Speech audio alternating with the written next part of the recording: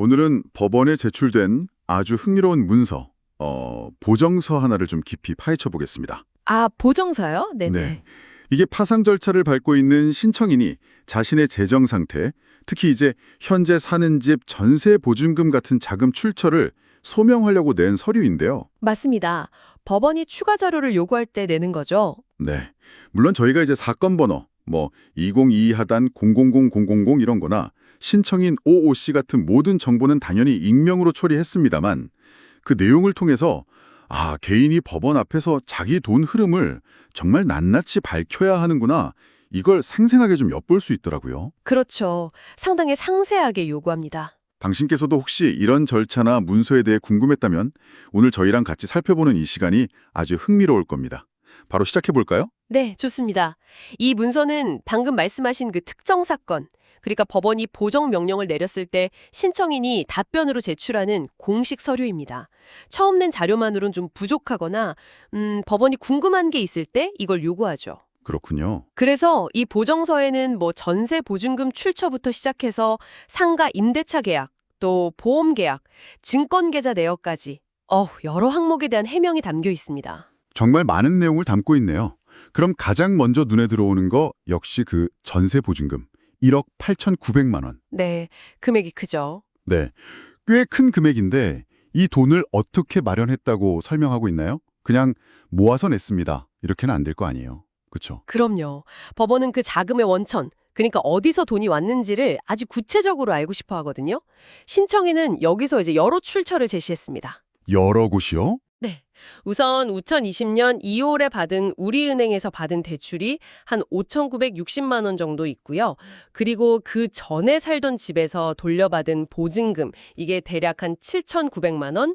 네네. 그리고 친언니 두 분한테 빌린 돈이 또 2,300만 원. 거기에 생활자금 대출 받은 3천만 원 중에 일부, 이걸 다 합쳐서 마련했다, 이렇게 밝히고 있습니다. 와, 정말 여기저기서 자금을 끌어모았네요. 그렇죠. 근데 여기서 중요한 건 그냥 말로만 하는 게 아니라 각 항목마다 은행 거래 내역서 같은 증빙 자료 5가지를 다 첨부했다는 점이에요. 증빙까지? 네. 심지어 임대인한테 보증금을 나눠서 보낸 날짜란 금액까지. 예를 들어 2019년 12월에 200만 원, 2020년 1월에 1,600만 원, 그리고 마지막으로 2020년 3월에 1억 240만 원. 이렇게 딱딱 명시했죠. 이야, 정말 자금 흐름을 투명하게 다 보여줘야 법원을 설득할 수 있는 거군요. 정확합니다. 그게 핵심이죠. 와, 정말 대출에다가 가족 도움까지 이 자금 마련 과정이 진짜 복잡했네요. 이렇게까지 상세하게 밝혀야 하는구나 싶고요. 그런데 다음 항목인 상가 임대차 계약은 더 흥미로운 것 같아요. 직접 빌린 상가를 또 다른 사람들한테 세를 줬다고요? 그 전대에 말이죠? 맞습니다. 이게 아주 흥미로운 지점인데요. 네네. 신청인이 일단 임대인한테 보증금 1억 1천만 원에 월세 65만 원을 내고 상가 일부를 빌렸습니다. 네. 그런데 그 공간을 다시 4개로 나눈 거예요. 쪼갠 거죠? 네 개로요? 네. 그래서 하나는 본인이 쓰고 나머지 3개를 다른 사업자들한테 각각 보증금 2,750만 원씩 받고 다시 세를 준 겁니다. 이게 전대죠. 그럼 전대로 받은 보증금만 합쳐도 꽤 벌겠는데요? 보증금은 이걸 뺀 2,750만 원뿐이다. 이걸 강조하고 있는 겁니다. 아하, 그런 계산이 나오는군요. 네, 그러면서 이제 증빙으로 상가 건물 임대차 표준 계약서를 제출했고요. 이야, 이런 전대 구조가 어떻게 보면 신청인의 실제 자산 부담을 훨씬 적게 보이게 만드는 효과가 있겠네요. 맞아요. 그런 측면이 있죠. 근데 법원 입장에서는 이런 구조를 그냥 액면 그대로 받아들일까요? 아니면 좀 더 깊이 파고들까요? 약간 좀 의심의 눈초리로 볼 수도 있을 것 같은데? 당연히 법원은 이런 구조를 면밀히 살핍니다.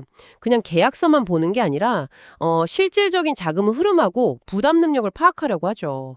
물론 이 전대 구조가 신청에는 실제 자산 부담을 줄여주는 건 사실이에요. 네. 하지만 동시에 법원은 이게 자산을 숨기거나 상황을 복잡하게 만들어서 파산 절차를 좀 유리하게 끌고 가려는 의도는 아닌지 이런 걸 확인하려고 하죠. 그렇군요. 역시 간단치가 않네요. 그래서 관련 계약서뿐만 아니라 그 돈이 오고 간 증빙 자료가 더더욱 중요해지는 겁니다. 네, 그렇군요. 진짜 자산 상태를 정확히 파악하려는 법원의 의지가 여기서도 보이네요.